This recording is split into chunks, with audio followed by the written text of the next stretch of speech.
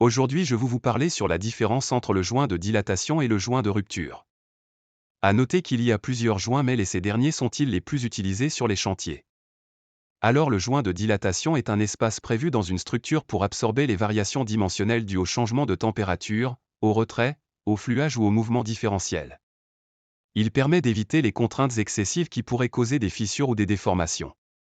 Et maintenant, que ce qu'un joint de rupture?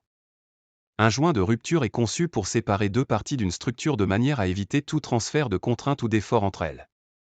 Il est utilisé pour prévenir les désordres structurels liés aux mouvements différenciés, comme ceux dus à des tassements différentiels ou à des types de structures différentes, par exemple, un bâtiment et une dalle extérieure. Utilisation.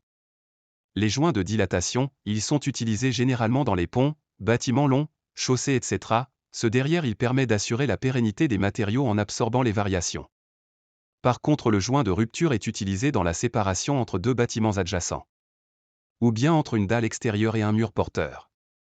En résumé, le joint de dilatation gère les mouvements dus aux déformations thermiques et physiques, tandis que le joint de rupture crée une séparation stricte pour éviter toute interaction structurelle entre deux éléments indépendants.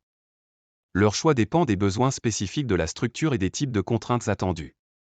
Suivez-nous sur notre page « Génie civil études et suivi » pour approfondir vos connaissances et découvrir des solutions innovantes dans le domaine de la construction.